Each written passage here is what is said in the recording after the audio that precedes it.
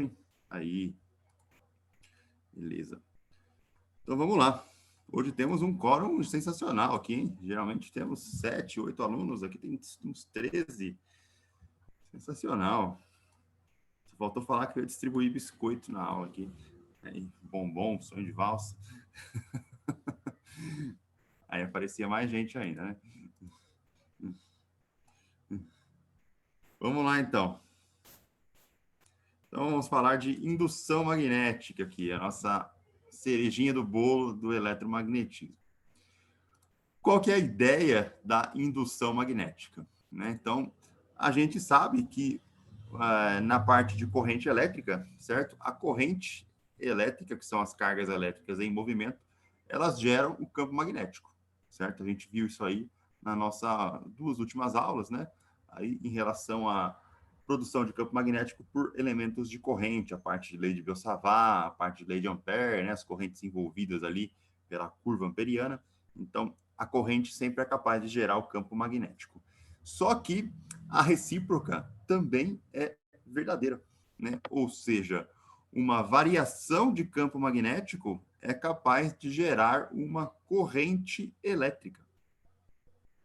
Então, eu tenho que corrente gera campo e campo gera corrente, né? Então, você vê aí que os dois mecanismos, né, de geração, tanto de corrente quanto de campo magnético, eles estão ali interconectados, certo? A gente tem aí o que a gente chama de um mecanismo de autossustentação, certo? É um mecanismo aí que auto se sustenta, onde a corrente gera campo magnético e variação de campo magnético gera corrente elétrica.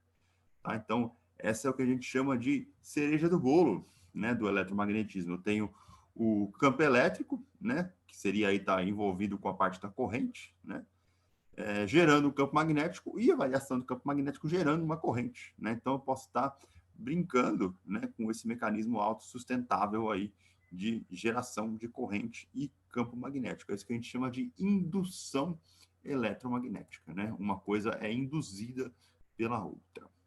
Certo? Então, essa é a nossa ideia aqui principal.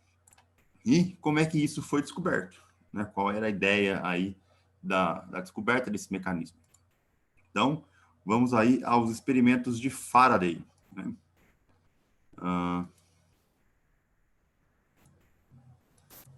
Nos experimentos de Faraday, a gente tem o seguinte.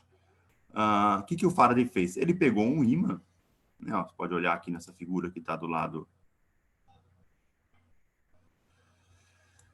direito, circulando em vermelho aqui, o movimento do ímã, certo? Ele pegou o ímã e colocou e ficou variando esse ímã dentro de uma espira.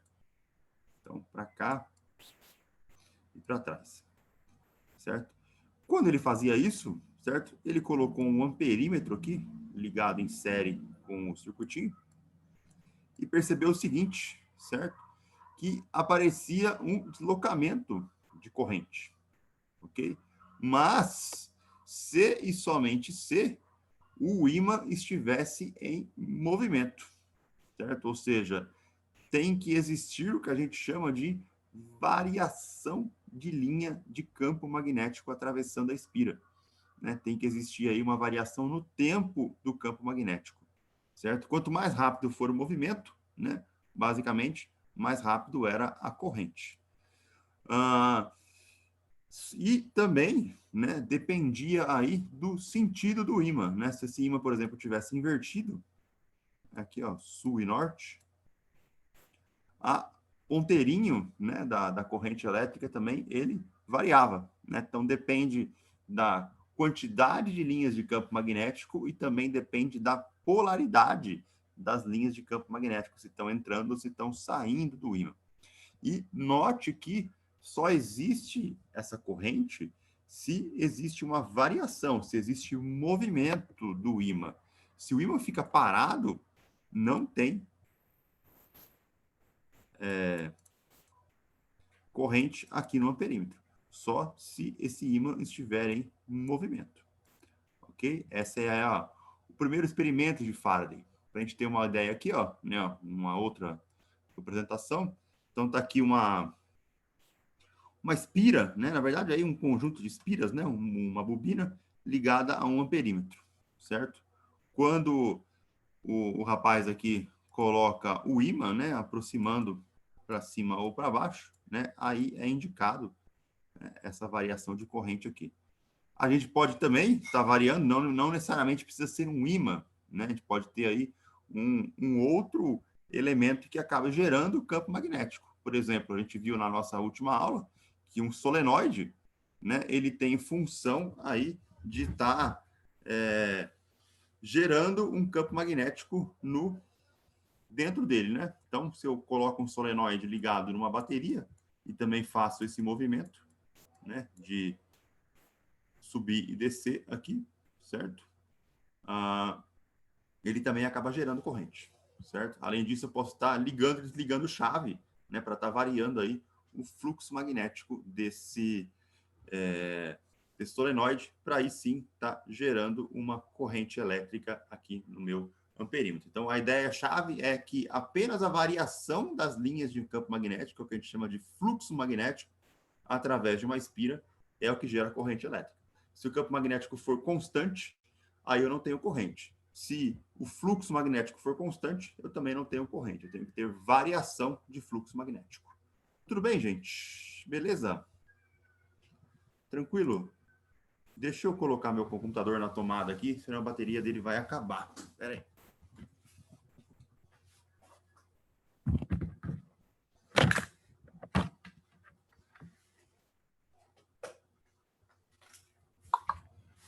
Pronto.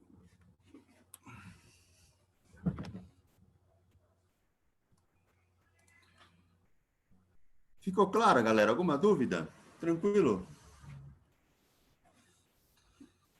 Cordelina já matou a pau aí, né? Tá óbvio, né? Que essa parte vai estar na prova teórica lá, né?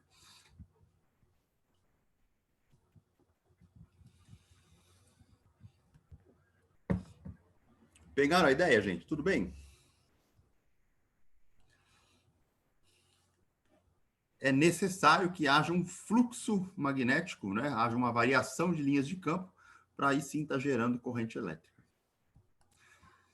E esse fluxo magnético, a gente define ele da mesma maneira que a gente define fluxo de campo elétrico, lá na lei de Gauss. Né? Vocês lembrarem aí das aulas de lei de Gauss, a gente tinha um fluxo de campo elétrico. O que é um fluxo? É a variação das linhas do campo, né? No caso agora o campo magnético, através de uma determinada área, né? Através de uma determinada superfície. Então, esse fluxo magnético ele é sempre dado, né, pela integração de B escalar dA. Ok? Ó. Então, B é o meu campo magnético, produto escalar dA, né, onde dA é o meu vetor normal de área. Né, eu posso abrir aqui esse dA como sendo um NdA, né, onde N aí está fazendo o papel do vetor unitário, que é normal à superfície, certo? E o produto escalar aberto aqui em relação ao cosseno do ângulo entre o campo magnético e esse vetor normal de área. Então, nesse exemplozinho que a gente tem aqui, ó, circulando em vermelho na parte esquerda aqui do slide, né? Então, aqui, ó, meu vetor normal, ele é sempre perpendicular à superfície, ok, ó, aqui nosso ângulo de 90 graus, e aqui o meu campo magnético, né, está atravessando essa superfície com um dado ângulo θ. Então, na hora que eu for calcular o fluxo, aí eu tenho que levar em conta o cosseno do ângulo θ, certo? Na lista de exercícios, lá na lista 7, tem vários exercícios bem fáceis. Essa lista 7 é a lista mais fácil que a gente tem até agora no curso, certo? Então, existe aí alguns exercícios para a gente estar considerando essa análise de cosseno aqui do produto escalar, certo? A área, né, basicamente aqui, se o vetor campo magnético for ortogonal à área, certo? É o vetor normal de área aí.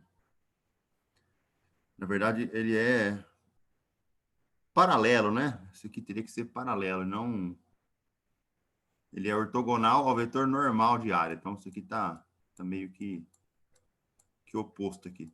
Se ele for paralelo ao vetor normal de área, né, o meu cosseno aqui fica sendo 1 e o meu fluxo fica sendo apenas B vezes A, certo?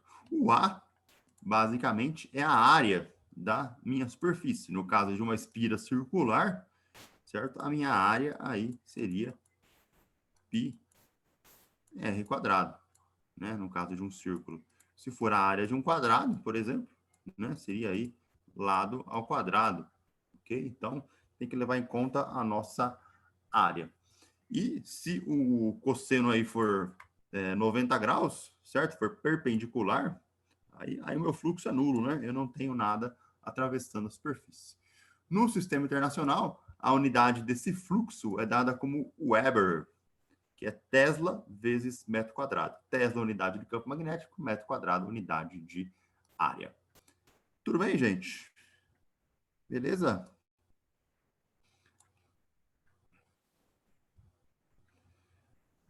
Foi tentar fazer só com o conteúdo do livro e não conseguiu.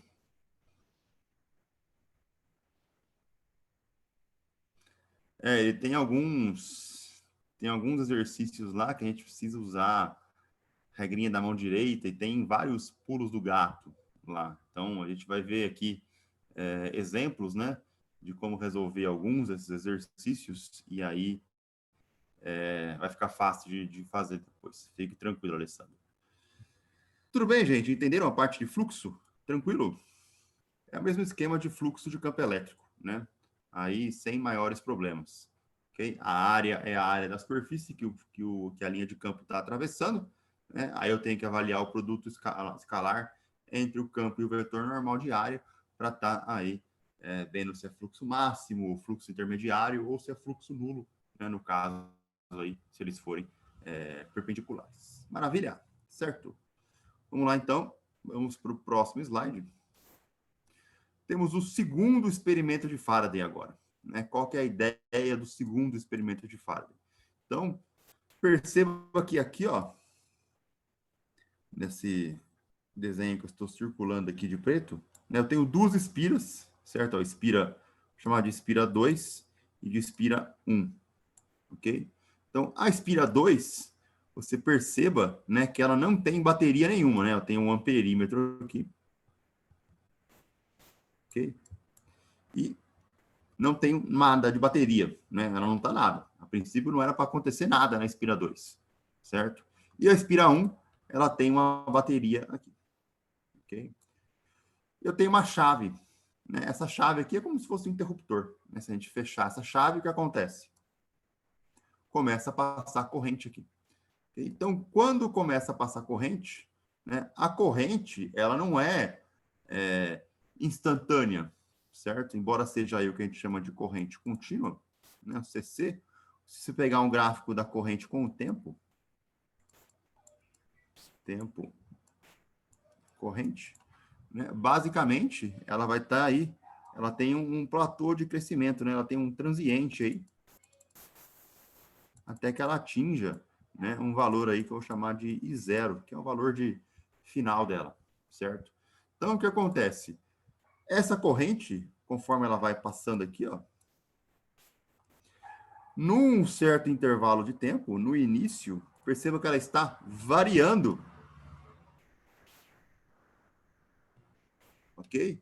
E enquanto essa corrente está crescendo, enquanto ela está variando, ok?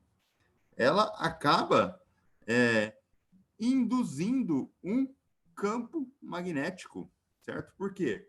Corrente gera campo magnético, não é? Lembra aí da nossa regrinha da mão direita? Né, ó, meu polegar era a corrente, certo? E os meus dedos faziam o giro, né? Então, por exemplo, se eu tinha aqui uma corrente I saindo do plano do papel, certo? As minhas linhas de campo, elas giravam aqui no sentido anti-horário. E se a minha corrente estava aqui entrando no plano do papel, né, ou no plano do slide, as minhas linhas de campo giravam no sentido horário, né? A nossa famosa regrinha da mão direita. E o que acontece?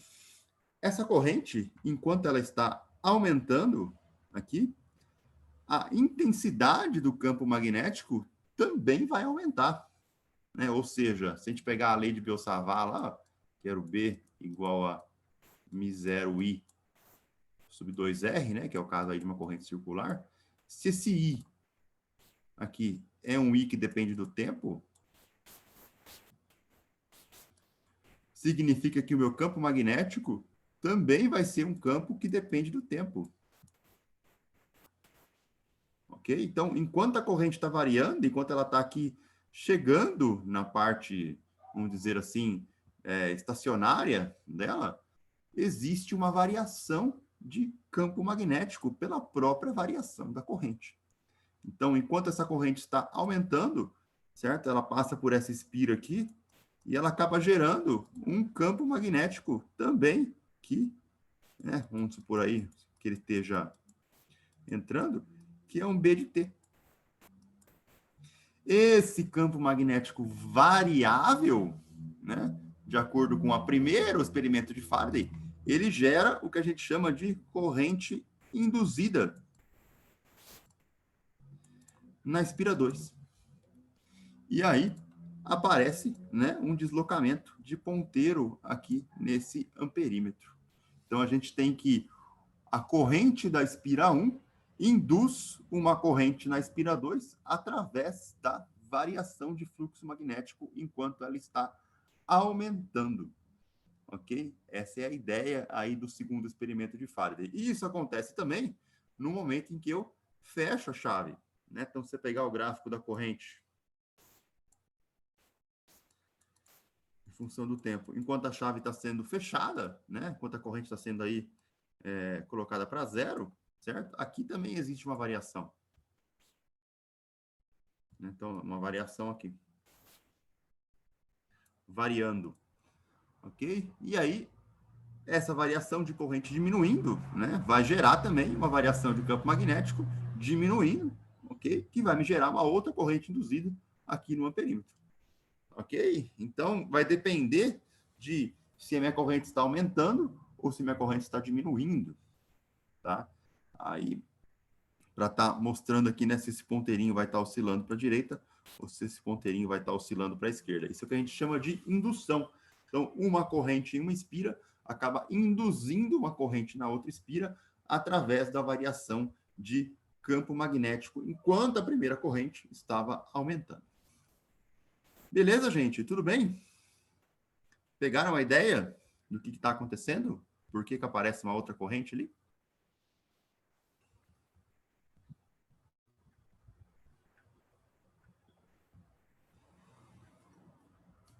Certo? Tá fazendo sentido para vocês aí? Tranquilo?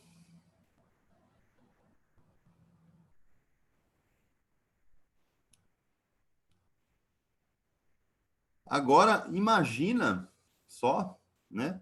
Se essa corrente que eu desenhei aqui, certo? Ela é uma corrente alternada, ou seja, ela é uma onda. Né? O que acontece?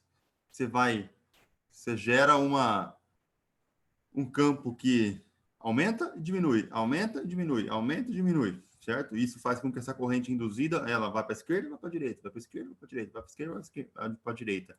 E aí a gente tem uma outra corrente induzida, que é alternada aqui também. Então a gente consegue fazer aí o que a gente chama de gerador de corrente alternada, né? Só se você ficar ligando e desligando a chave, né? Ficar com o seu dedinho no interruptor lá, cima para baixo, né? Fechando ali.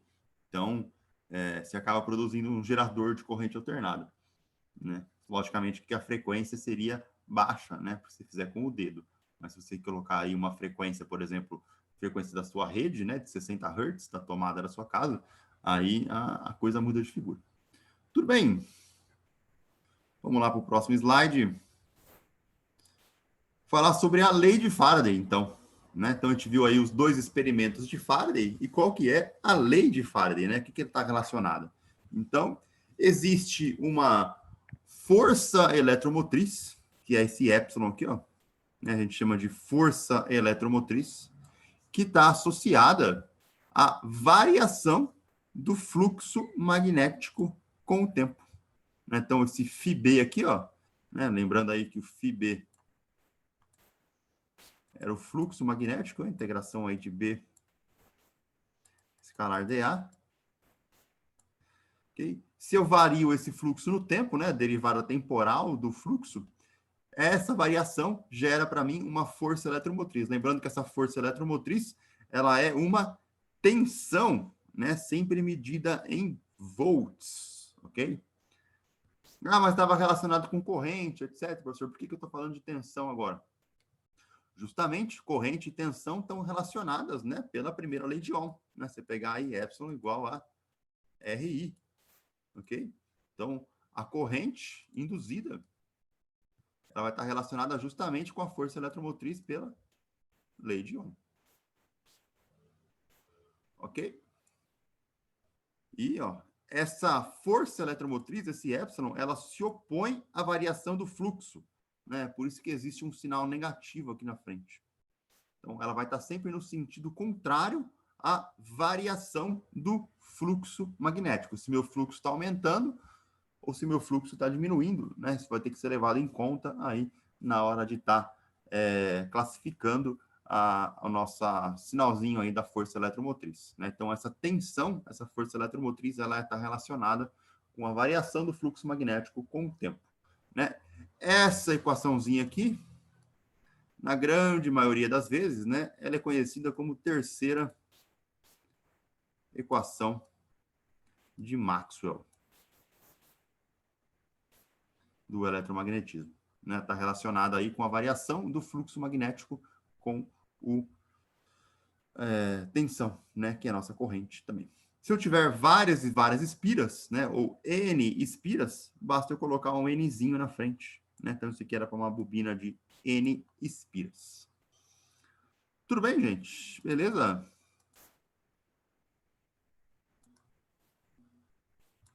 Perceba que isso aqui está relacionado com a variação do fluxo, né? É dφB dt, é a derivada temporal no tempo. Maravilha?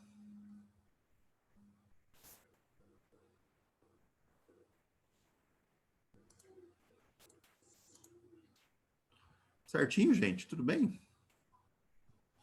Dúvidas?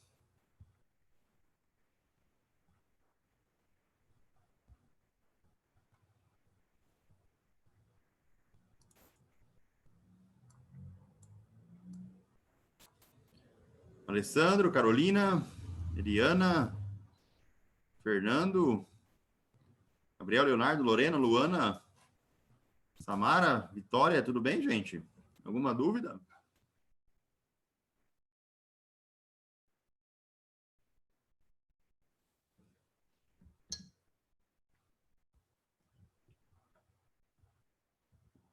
Beleza. Tranquilo. Vamos fazer exercício, então. Essa parte aí. Olha lá. Imagine, né, que eu tenho aí um solenoide longo, né, S, representado aí que possui 220 espiras por centímetro.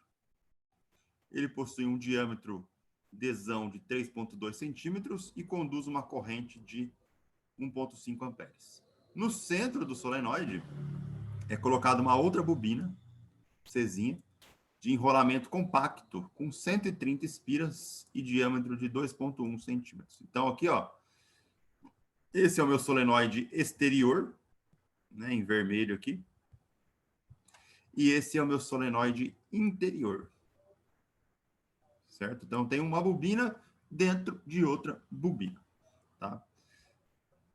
A corrente no solenoide é reduzida a zero a uma taxa constante em 25 milissegundos. O que significa taxa constante 25 milissegundos? O que significa quando eu falo taxa? Qual a taxa de variação disso? Qual a taxa de variação daquilo?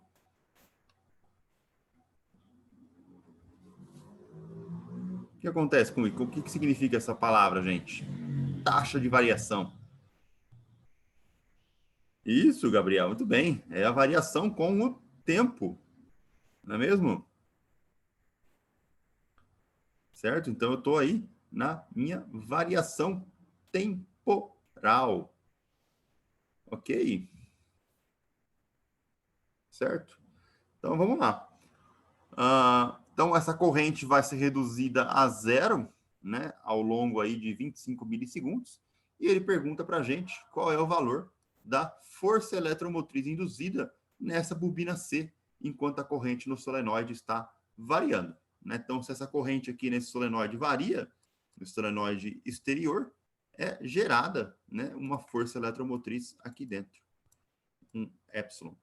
Certo? Então, essa corrente aqui, ó, do lado de fora, ela está indo para zero, né? Está diminuindo. Só que nessa diminuição, certo? Ela acaba gerando um fluxo magnético que induz uma força eletromotriz no solenoide de dentro. Tá ok? Beleza? Vamos lá, então. Primeira coisa que a gente tem que fazer, certo? É para calcular a lei de Faraday. Né? Meu epsilon, ele é aí ele pergunta valor absoluto, né? Então eu vou negligenciar esse sinal de menos aqui, ok? Então dfb dt. Então por enquanto aí meu sinal de menos eu estou tirando ele fora da jogada. Para calcular essa derivada, né? A primeira coisa que eu preciso fazer é calcular o meu fluxo magnético, tá? Então o fluxo magnético ele está apenas no solenoide externo, que é o solenoide aqui do lado de fora, que eu estava circulando em vermelho. Então, para estar calculando esse fluxo, certo? Eu vou usar aí a ideia de que na produto escalar, de B escalar dA, todos estão aí, certo? Paralelos, né? E isso vai me dar apenas B vezes A, ok? Então, tá aqui o meu fluxo, B vezes A. O campo magnético para um solenoide, certo? A gente viu aí na última aula, ele é dado por essa expressão aqui, né? μ0i vezes N. E o A é a área do solenoide. Então, vamos lá. Então, o meu campo magnético fica sendo aqui, ó, μ0, que é 4π vezes 10 a menos 7. A corrente, que era 1,5 amperes. Né? O N, que é o número de espiras, então ele está dizendo para mim aqui que são 220 espiras por centímetro, né? Jogando isso para metro, dá 22 mil espiras por metro. E a área, que está aqui, ó, é a área de seção do solenoide, né? Como se fosse essa área de círculo aqui. Certo? A área de círculo, πr quadrado. Né? Ele me deu o diâmetro externo do solenoide, né? 3,2 centímetros. O raio seria 1,6 centímetros. Então, πr ao quadrado fica π vezes 1,6 centímetros, já passado ao quadrado. Né? Ó, esse parênteses deveria estar aqui, né? Ao quadrado. Então, fazendo essa continha aqui, jogando na área, né? A área vai dar esse valor aqui, ó. 3,464, 10 a menos 4 metros quadrados. Multiplicando todo mundo, temos que o nosso fluxo magnético é de 1,44, 10 a menos 5 Webers. Tudo bem, gente? Tranquilo por enquanto? Beleza? Então, a gente calculou o fluxo magnético. E aí, a gente tem o seguinte, né? Ele está dizendo que a taxa, né, de variação aí de corrente, ela vai para zero em 25 milissegundos.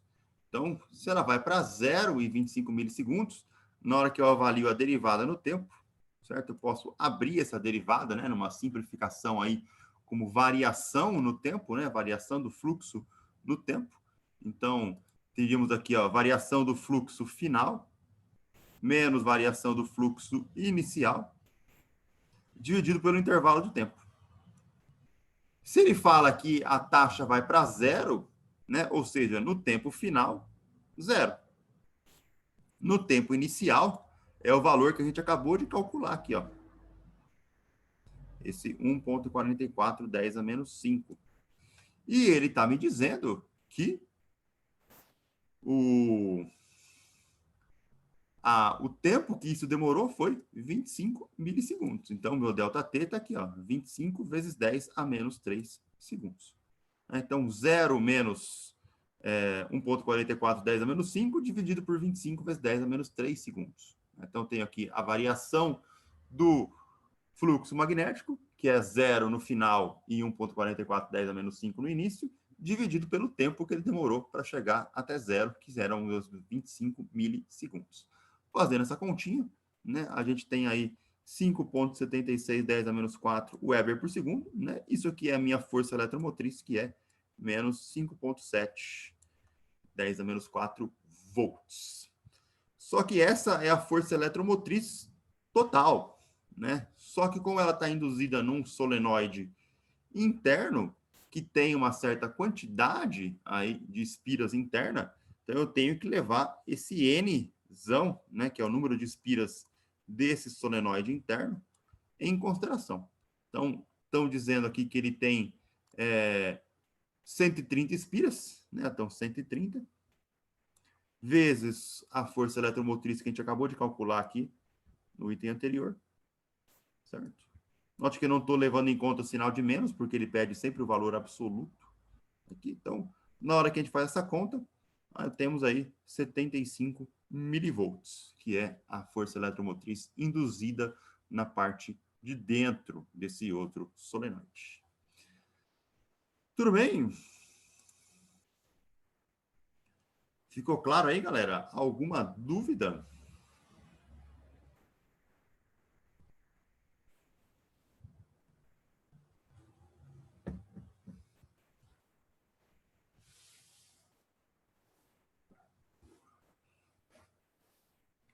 Certo?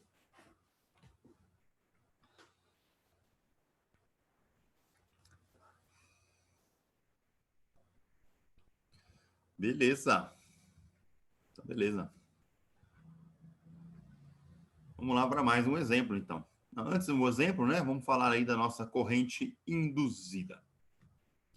Então, a ideia aqui da corrente induzida, certo?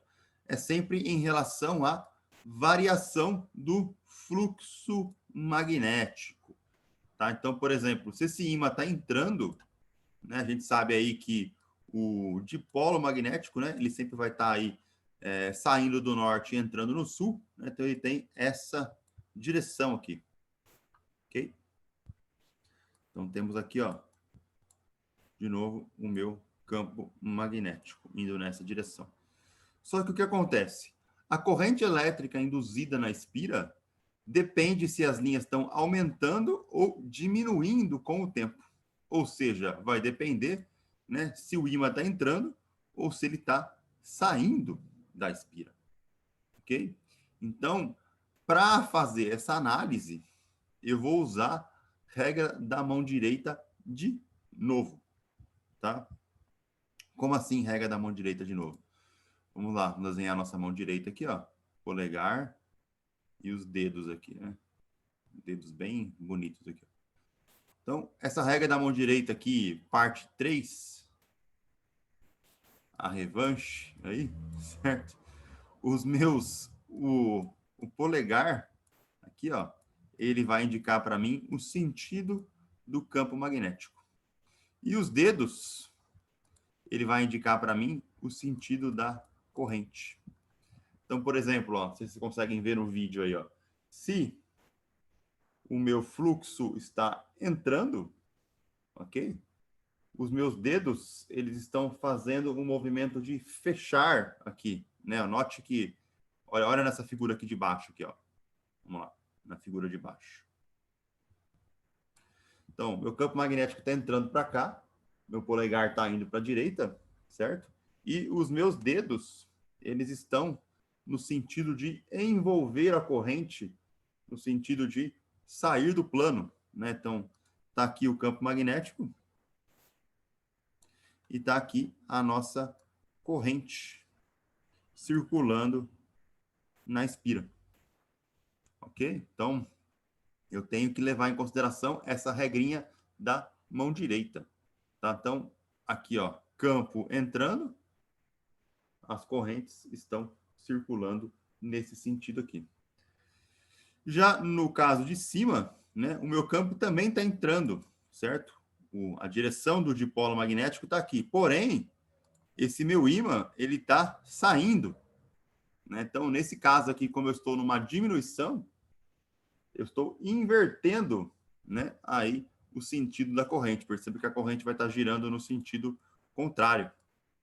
Né? Justamente porque a velocidade, né, que é aí a direção aonde o ímã está sendo colocado, né, está no sentido de sair. Embora a direção do campo esteja entrando, ele está diminuindo, né, porque a velocidade está para o outro lado. Tá? Se você quiser pensar da maneira que agora o meu ímã está saindo, né, aí ele está girando no sentido de percorrer a espira, né, ao contrário. Tudo bem? Então a gente tem essa regra da mão direita aí, mais uma para coleção, certo? Daria para fazer essa análise assim também, Alessandra. Também daria.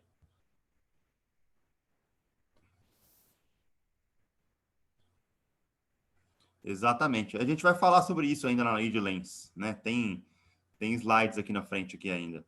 Né? Você que já tentou fazer pelo livro, né? Já deve ter lido aí algum conteúdo, né? Sobre isso, né? Mas a gente vai falar sobre isso ainda. Né? Eu gosto de usar a regra da mão direita para estar fazendo.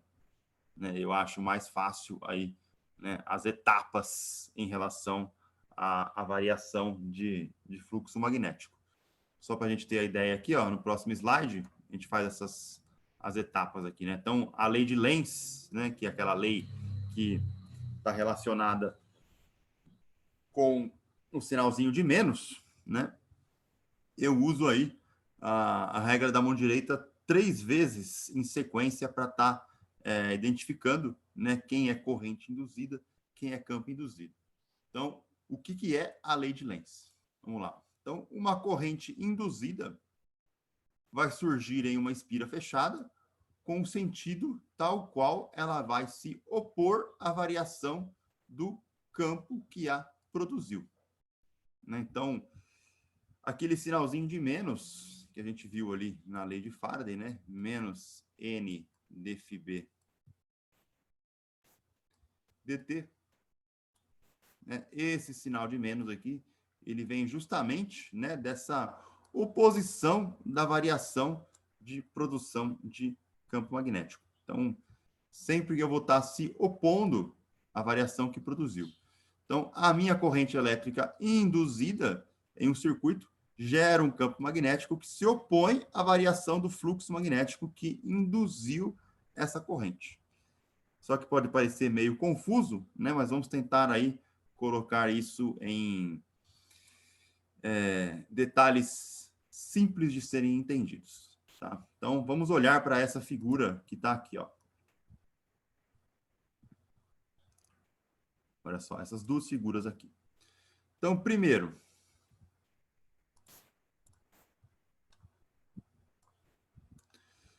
eu vou estar avaliando, né? Aí, eu chamo de regra da mão direita 1, campo original, cria uma corrente elétrica. Ok? Então, o que vai acontecer aqui, ó? Então, na regra da mão direita, ó, o meu polegar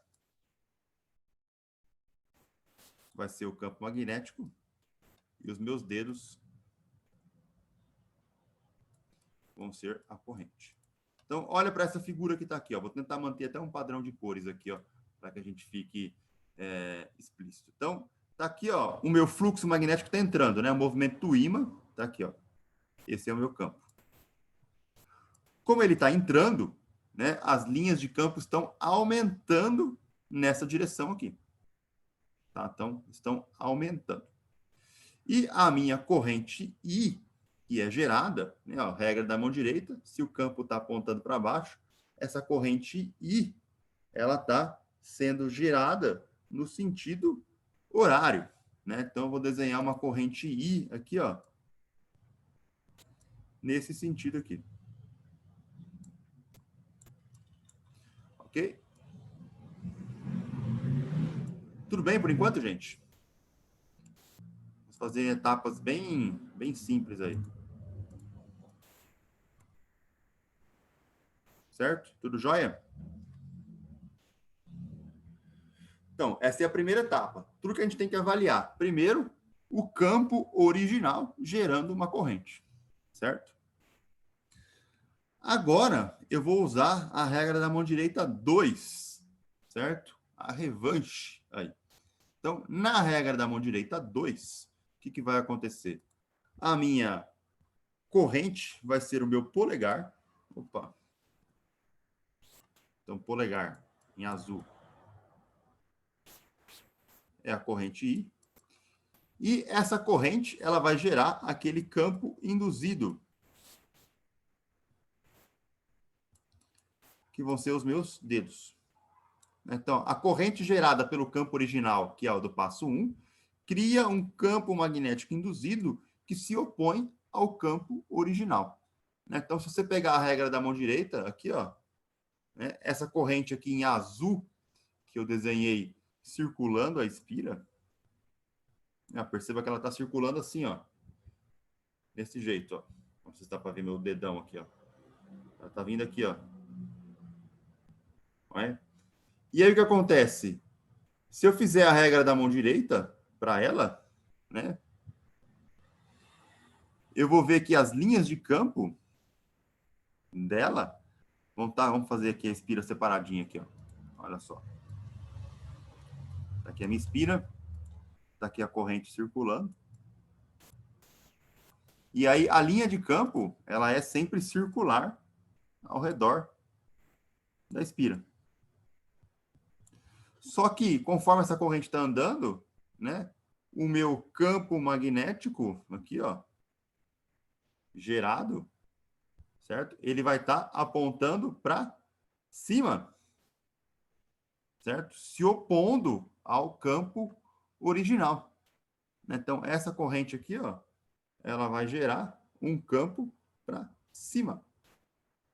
Tudo bem?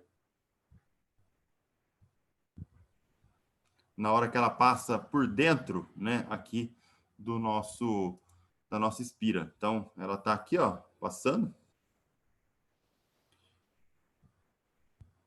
e gera um campo para cima, que é o nosso campo induzido.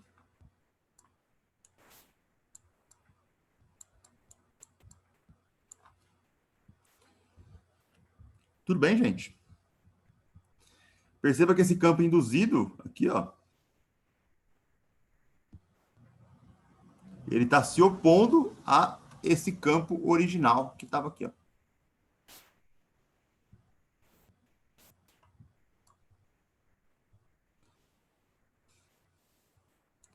Tudo bem?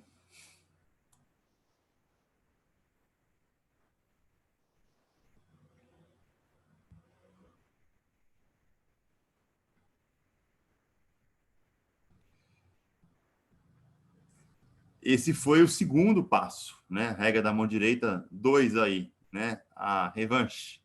Agora, a gente vem para a regra da mão direita 3, né? O desafio final aí. Então, na regra da mão direita 3, o meu polegar, aqui, ó, volta a ser o campo magnético, né? E os meus dedos, agora eu vou fazer em preto aqui, ó, é a minha corrente induzida, né? Vai ser o meu campo induzido aqui também. E os dedos vão ser a minha corrente induzida.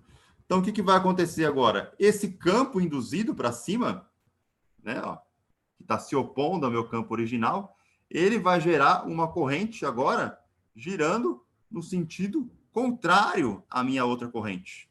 Então, está aqui o meu campo induzido. Opa. Apontando para cima. E a corrente induzida, ela vai estar girando nesse sentido. Também se opondo, né, à variação do campo que a produziu, né? Está se opondo à minha corrente original, certo? Então, a gente tem aí os 3 passos, né, da nossa indução eletromagnética. Primeiro, um campo original gerando uma corrente. A corrente gerada pelo campo original gera um campo induzido que se opõe à variação do fluxo magnético que a produziu.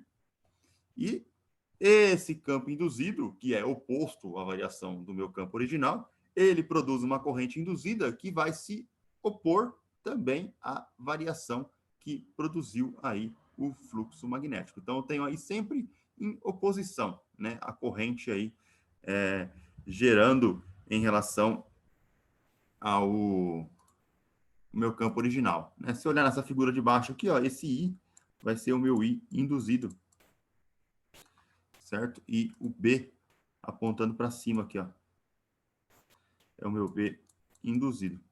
No sentido contrário do meu campo original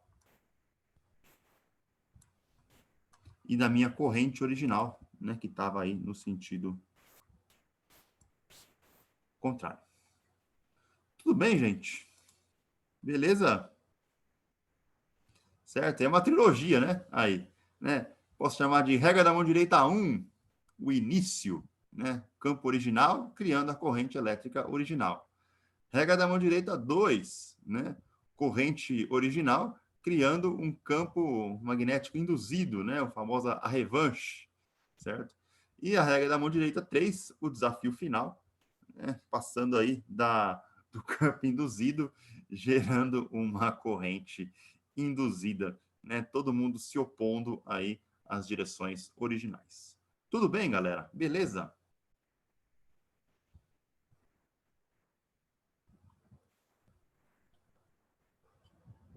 Vamos fazer exercício para fixar isso aí? Vamos lá?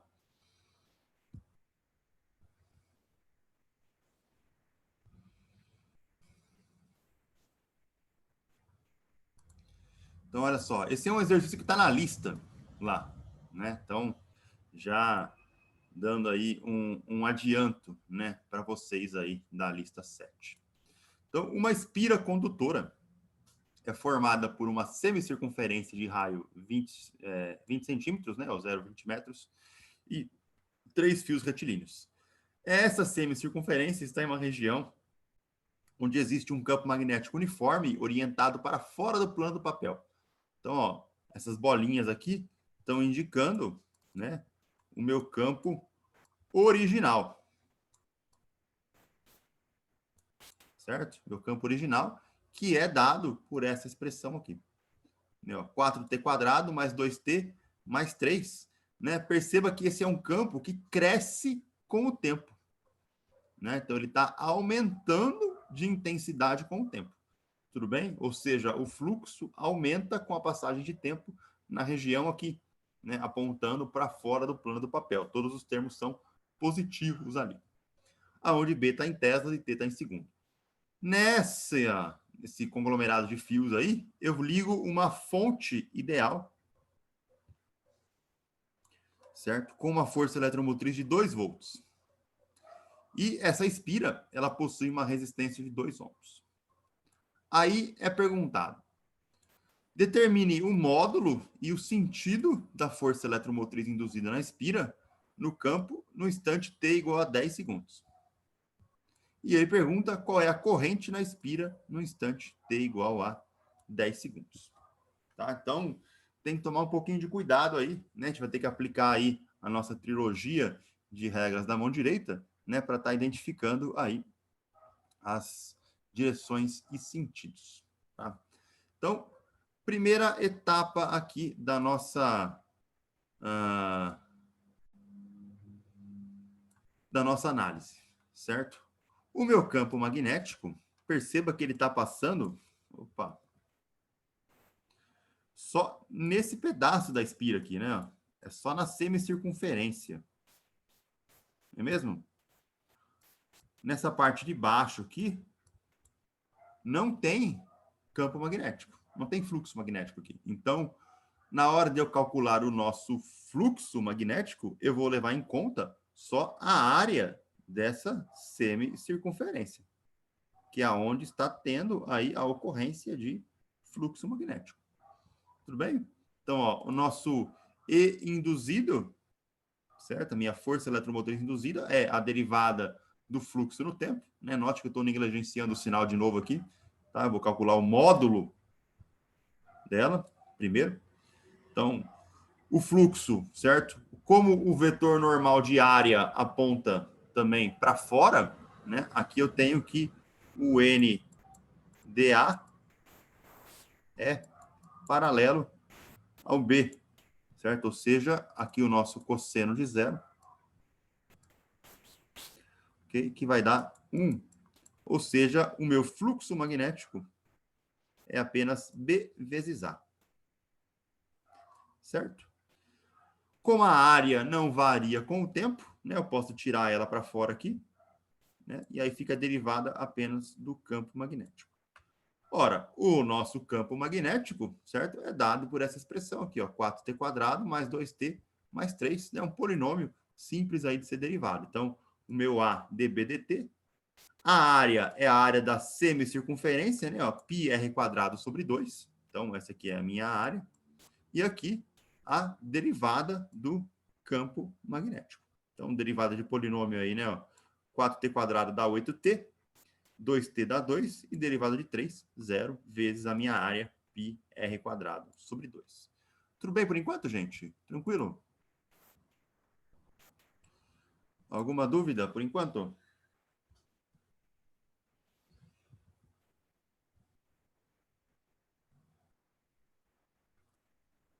Certinho?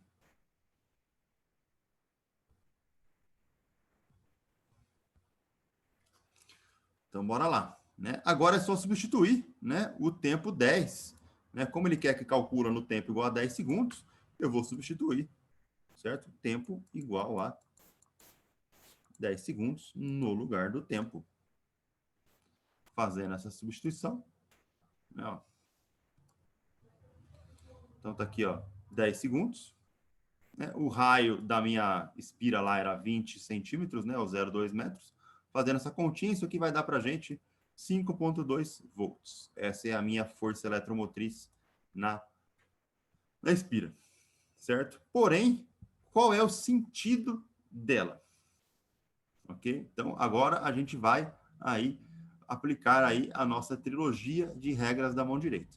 Tá? Então, primeiro, o meu campo original, né, ele estava crescendo, né, aumentando o fluxo, né, saindo do plano do papel, então todo o fluxo estava aqui. Então esse é o meu B original, em preto aqui. Vou chamar só de B. Esse B original, ó, se a gente aplicar a primeira regra da mão direita, polegar, campo magnético, dedos, corrente, né, ó, então polegar saindo, a minha corrente original, ela está girando no sentido horário, anti-horário, desculpa. Aqui, ó, esse é o meu I. Né? Ele vai estar fazendo esse movimento aqui. I. Bom, primeira parte da trilogia completa, certo? Segunda parte da trilogia. Regra da mão direita 2, certo? A minha corrente vira o polegar e os meus dedos viram o campo magnético, certo? Então, a corrente está aqui, ó, girando, ok? E o que acontece com essa corrente girando? Ela vai produzir um campo induzido no sentido contrário ao meu campo original. Então, tá aqui, ó, campo induzido. Certo? Xizinhos aqui, ó. Esse é o meu campo induzido. Tudo bem? E esse campo induzido, olha só, ele está apontando para dentro do plano. Não é mesmo? Se ele aponta para dentro do plano, os meus dedos agora eles vão girar no sentido horário, né? Isso vai gerar para mim uma corrente induzida, ok? No sentido horário, se opondo à minha corrente original, como diz aí a nossa lei de Lenz, certo? Ou seja, eu posso dizer que a minha força eletromotriz induzida, ela tem sentido horário.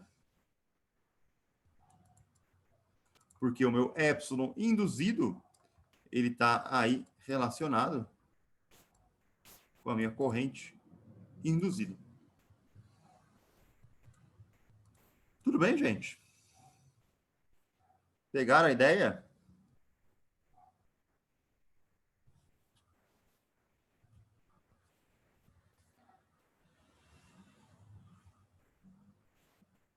Ó, campo original gera corrente original. Corrente original gera campo induzido. Campo induzido gera corrente induzida. Né? São as três etapas aí da nossa regra da mão direita. Né? A nossa trilogia.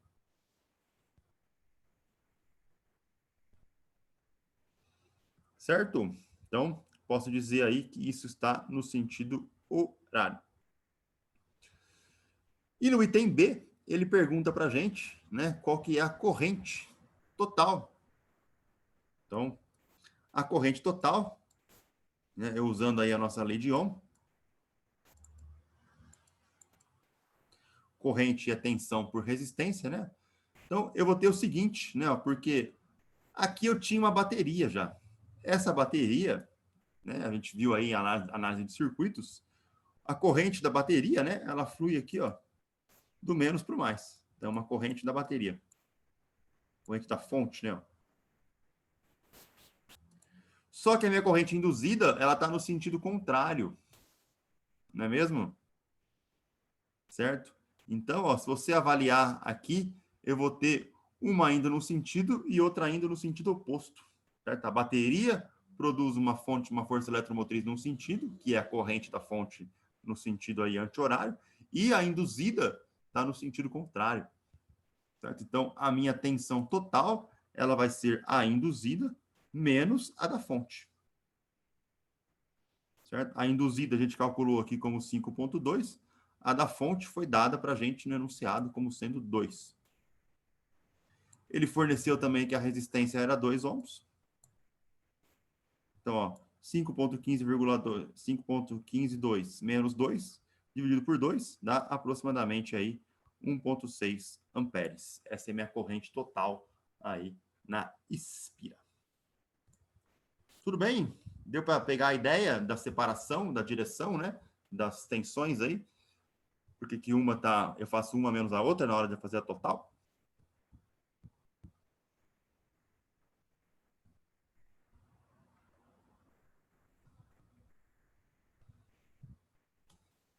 Certinho, galera?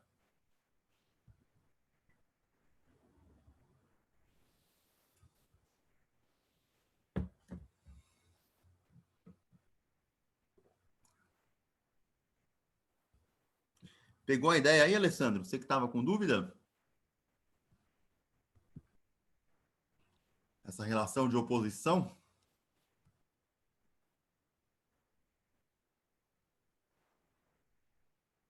Tudo bem? Deixa eu fazer mais um agora aqui. Mais um exercício. Olha lá.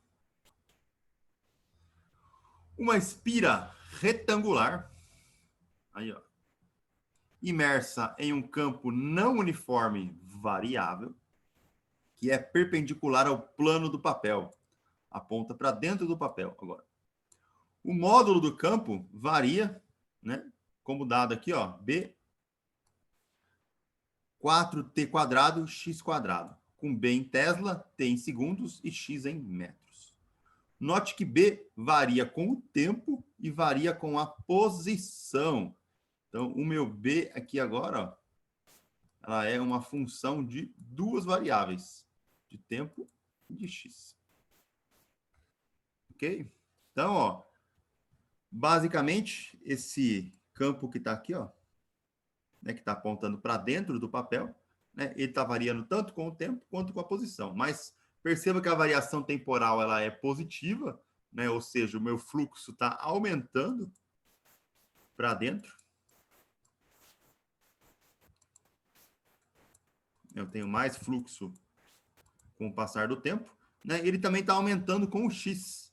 Certo? Então, conforme o x aumenta, o meu fluxo aumenta, né, meu campo aumenta, conforme o tempo passa, o meu fluxo também aumenta. Ok? Essa minha espira, ela tem uma largura de 3 metros e uma altura de 2 metros. Determine o módulo e a direção da força eletromotriz induzida na espira no instante t igual a 0,1 segundos. Ou seja, essa espira está aqui, ó. Imagina que eu tenho um... O desenho não está tão bonito assim, ó. Mas imagina o seguinte, né? Ó, tenho aqui a minha região de campo magnético. E essa espira retangular, ó, ela está aqui, ó. Ela está se movendo para cá. Na verdade, a espira está parada, né? O que está variando é o fluxo magnético. Depois a gente vai fazer a espira variando.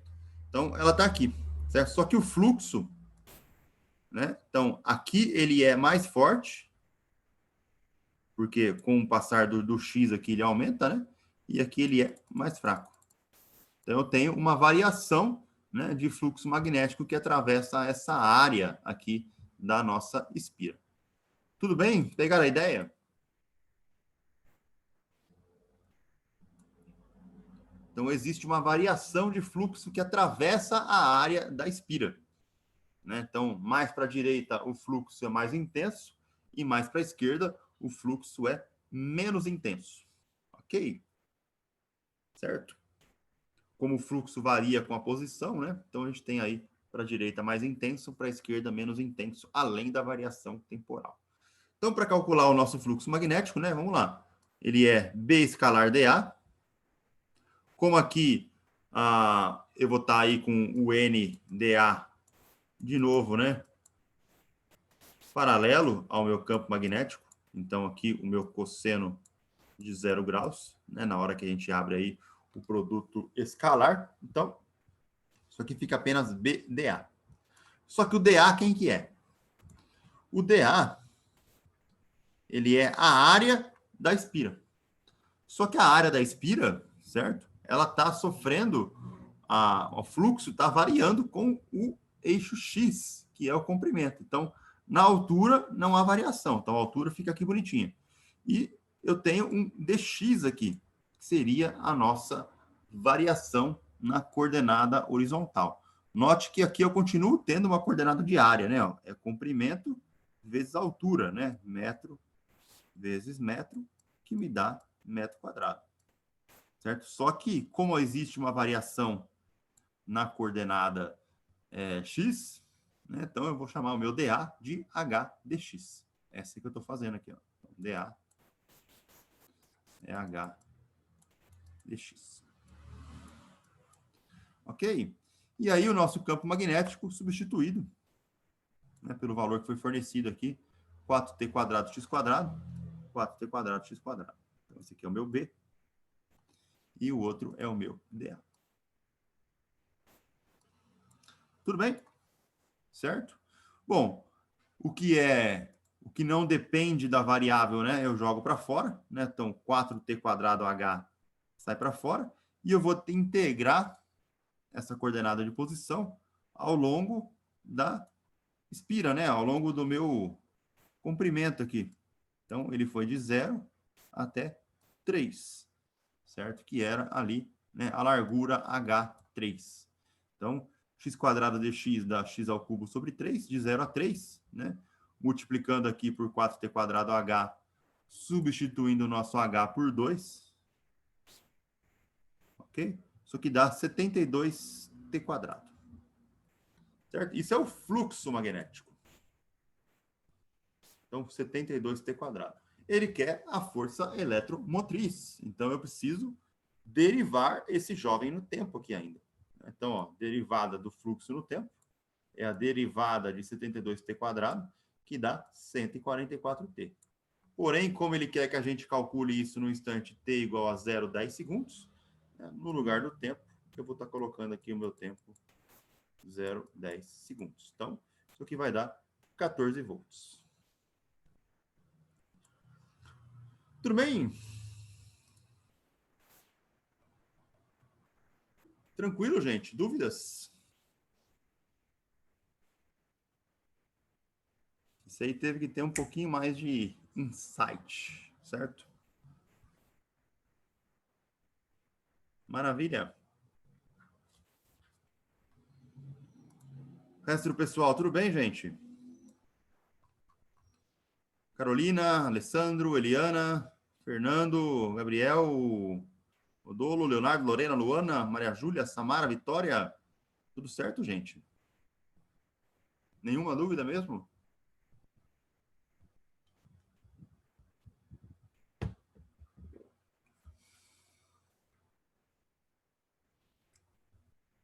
Então tá bom, beleza.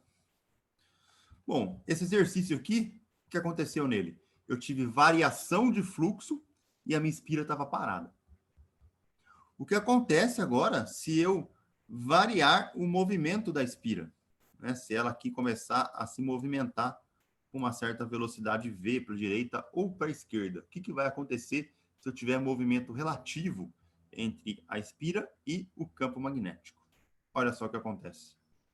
Aqui a gente já fez essa análise aqui, certo? Era só para falar que o campo induzido, né, ele vai estar no sentido anti-horário, né? Se ele está pedindo a direção aí, né? Porque o meu campo está aumentando aqui, certo? Se ele aumenta, ele produz uma corrente para cá. Esse I produz um campo que está entrando na minha espira, né? Então, campo que está saindo da espira, né? Na verdade, então, está aqui o meu campo induzido. E esse campo induzido, ele produz uma corrente que está no sentido anti-horário, né? O meu I induzido, né? Nossa trilogia lá da direção, né? Então, sempre a oposição aí entre o campo induzido e as correntes induzidas, né? Então, campo original vermelho entrando, né? Corrente I girando aí no sentido horário. Essa corrente girando no sentido horário vai gerar para mim um campo que está sempre saindo do plano, aqui, que é o campo induzido em verde.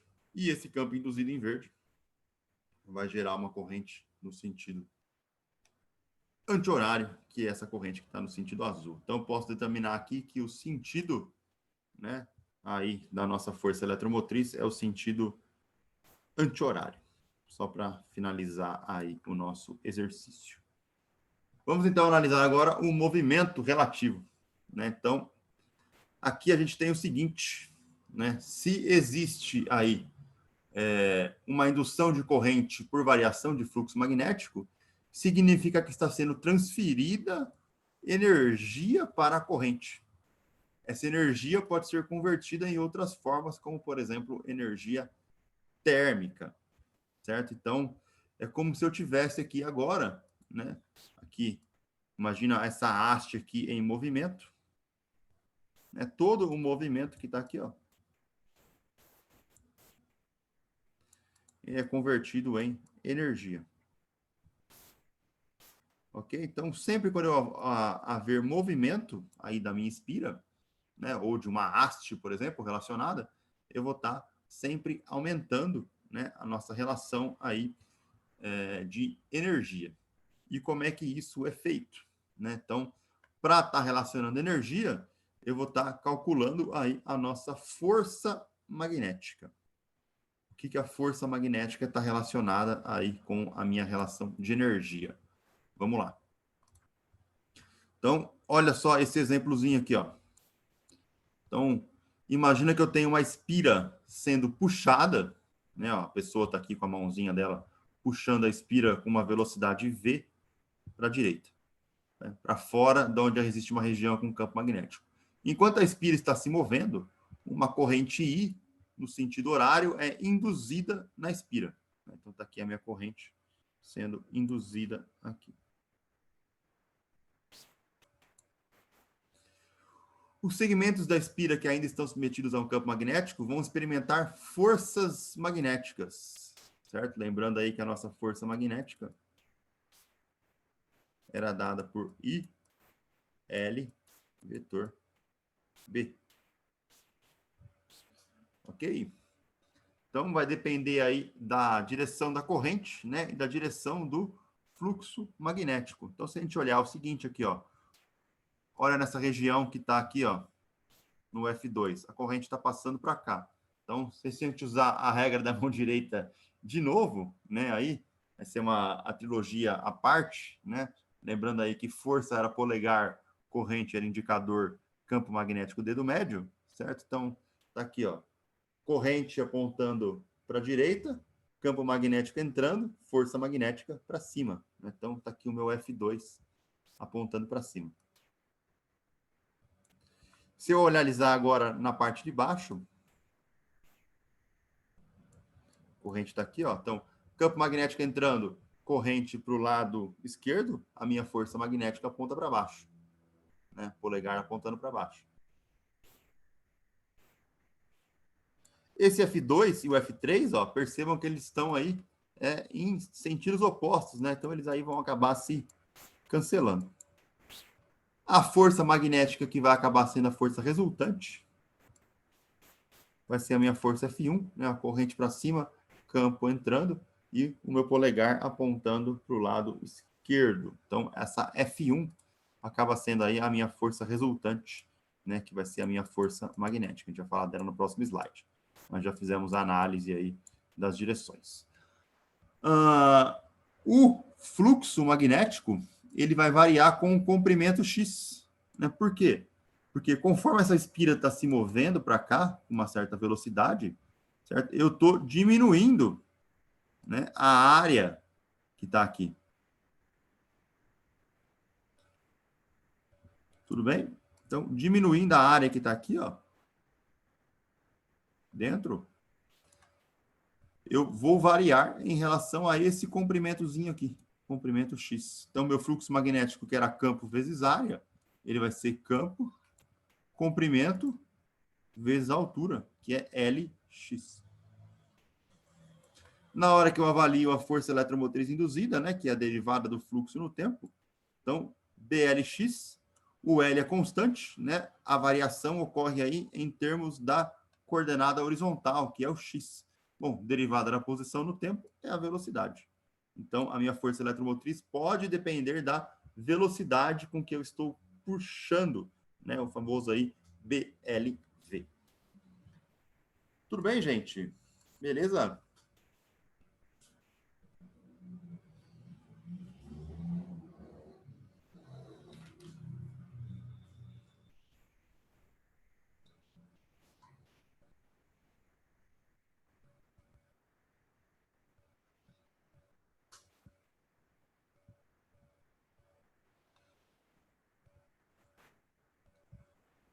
Se eu avaliar aqui na nossa primeira lei de Ohm, certo? Aonde a corrente, né, que percorre aqui, eu posso estar relacionando esse pedacinho aqui como sendo um circuito reduzido, né? Então, esse pedaço em preto, ele está fazendo uma análise em relação a esse circuitozinho aqui, que é o que eu chamo de circuito reduzido, né? Eu pego aí a nossa primeira lei de Ohm, que é epsilon sobre R. O epsilon eu acabei de calcular aqui como sendo BLV. Né? Então, a corrente calculada aqui, né, ela é BLV sobre R. Essa é a nossa corrente. E essa corrente, ela entra na análise da nossa força magnética, né? Porque ela entra aqui, ó. A gente acabou de ver que as forças F2 e F3, elas se cancelam, né? Por simetria aí de sentido. E a única força magnética resultante é a força F1. Então, a força F1 é ILB seno de 90, né? Uma vez aí que eu estou na relação de ortogonalidade entre força, comprimento e campo magnético. Então, seno de 90 graus aí do produto vetorial. Ela vai ser ILB apenas, aonde o I vai estar entrando aqui, ó.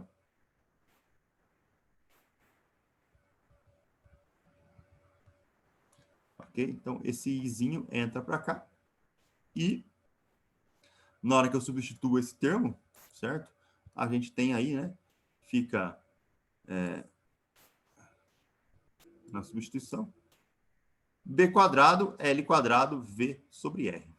Então, tá aqui o nosso a nossa força magnética, né? A nova expressão aí da força magnética para uma espira que se movimenta com velocidade v numa região de campo magnético. Como eu estou querendo relacionar a minha taxa de transferência de energia,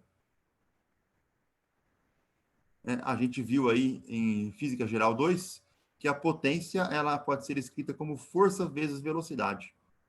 Então, eu pego a expressão da força que estava aqui, ó, e multiplico pela velocidade. Apenas vai aparecer um termo v quadrado aqui, ó. Certo? Então, b quadrado, l quadrado, v quadrado sobre r.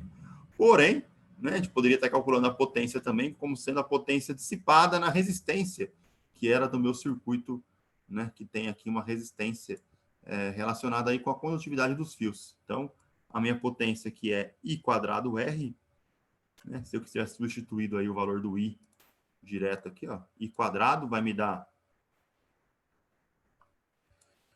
B quadrado, L quadrado, V quadrado, R quadrado aqui, né? E aí eu obtenho a mesma expressão, ó.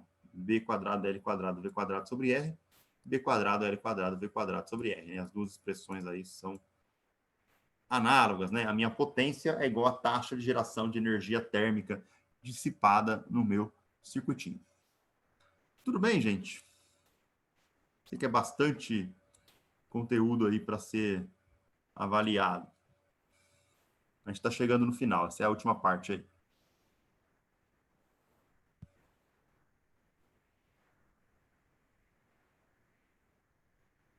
Vamos fazer um exercício para fixar esse finalzinho aí, né? Para ficar claro aí esse conteúdo de potência e de força.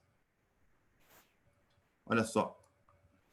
Então, imagina que eu tenho uma barra de metal, né? Forçada a se mover. Opa. Em uma região de campo magnético. Está aqui essa barra de metal. Com uma velocidade constante para a esquerda. Certo? A minha velocidade aqui, ó, é um V, que é um V de menos I. Está indo para a esquerda. E ela está ligado, certo? A duas extremidades por uma fita de metal. A fita de metal seria esse amigo aqui, ó.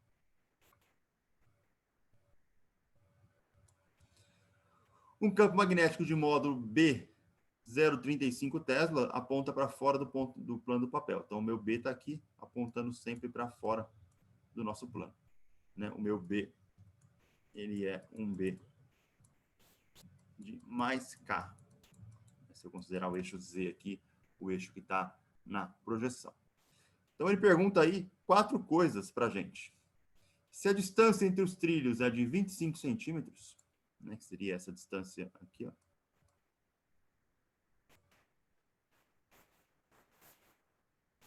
A velocidade escalar da barra é de 55 centímetros por segundo. Qual o valor absoluto da força eletromotriz gerada, né, se a barra tem uma resistência de 18 ohms? Tá? Então, ele quer saber aí o valor da força eletromotriz. Se a barra vai ter essa resistência de 18 ohms, ele quer saber qual que é a corrente na barra.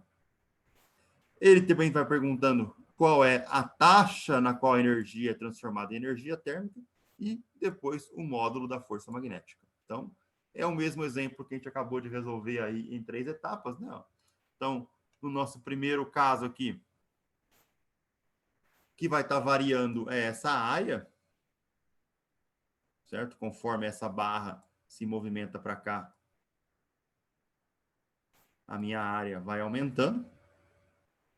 Então, o fluxo magnético aqui, que era B vezes A, ele vai ser calculado como BLX, né, que é a área aqui. Então, esse aqui é o meu L, o comprimento, e o X é o que está variando aqui no nosso eixo horizontal.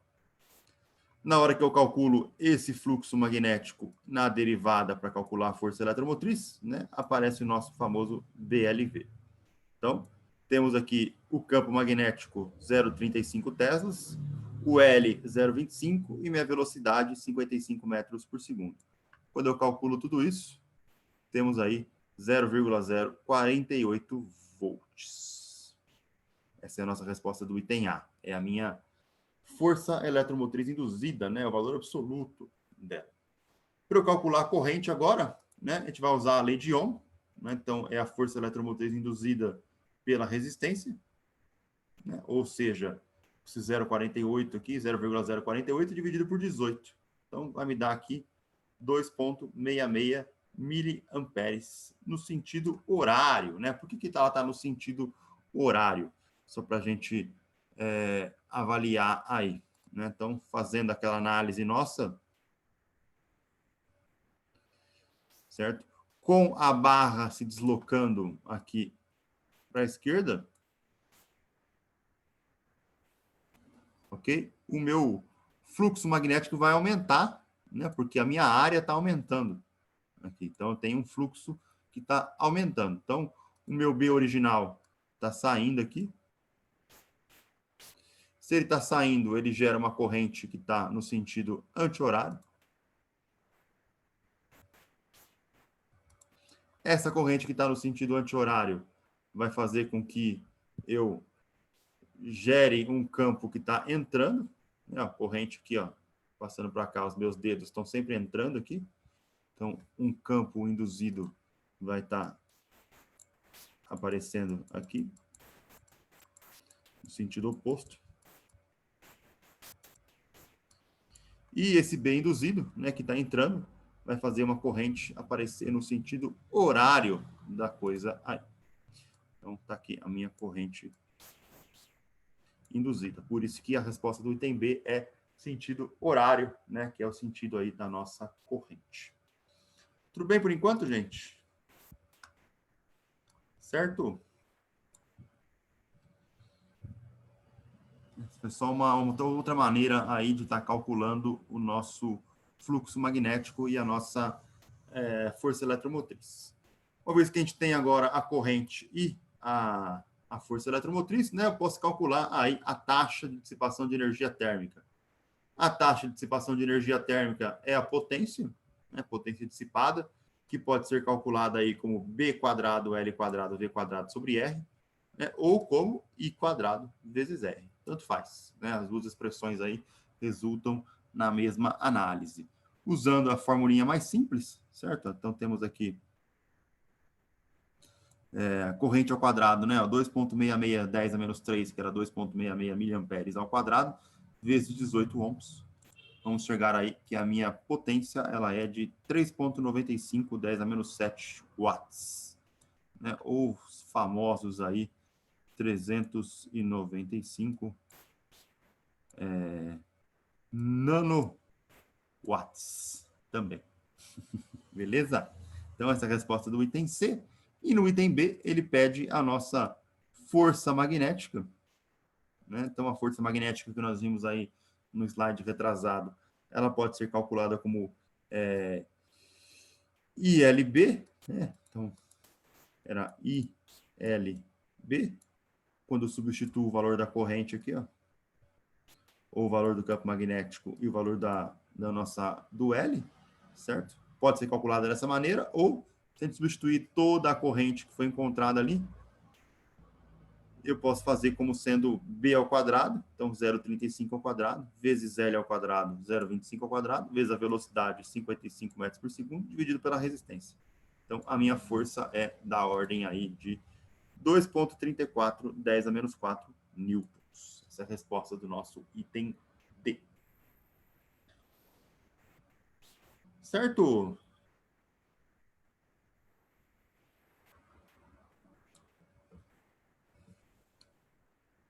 A princípio, sim, Gabriel. A princípio, sim. Isso vai depender se o fluxo vai estar aumentando ou se ele vai estar diminuindo.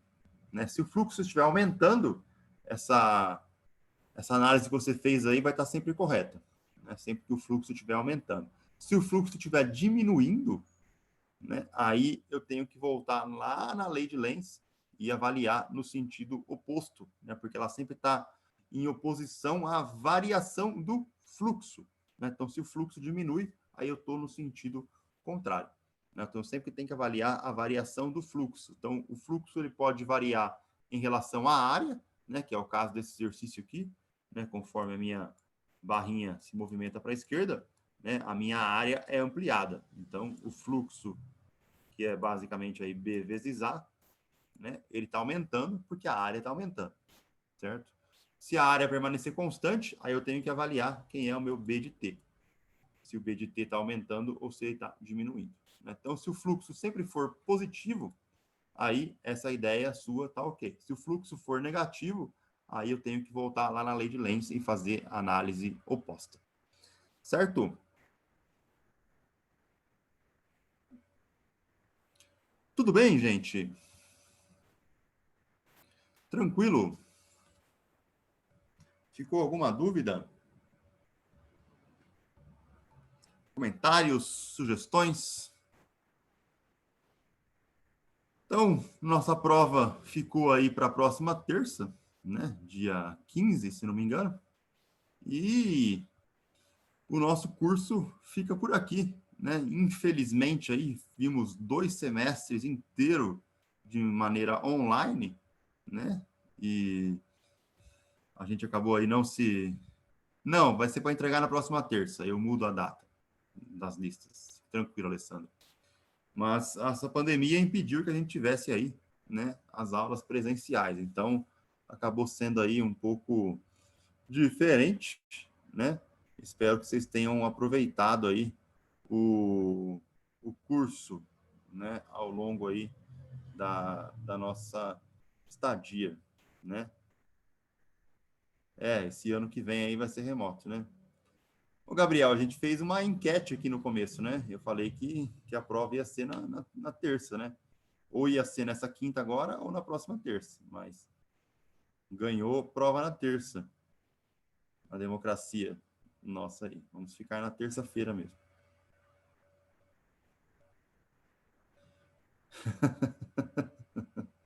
Vamos, eu animo, fácil. Bora fazer. Na próxima terça, dia 15. Não, aí já não dá. Aí já é. Já passou muito já.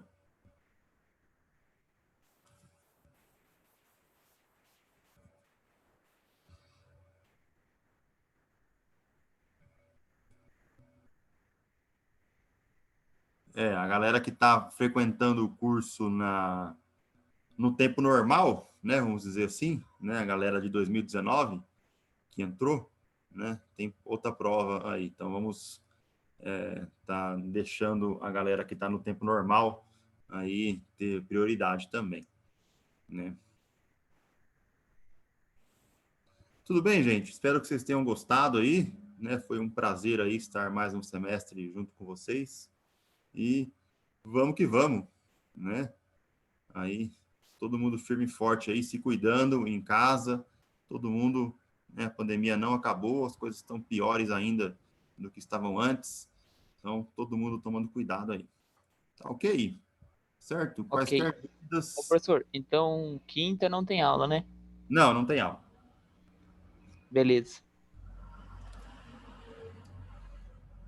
Ok, gente. Então, continue se cuidando. Um abraço, tudo de bom e nos vemos aí ao longo do passar dos dias aí. Quem sabe quando voltar as coisas na, na pandemia, né? Aí de volta na faculdade lá, nos corredores. Beleza? Falou, gente. Abração. É nóis. Tchau. Tudo de bom. Falou.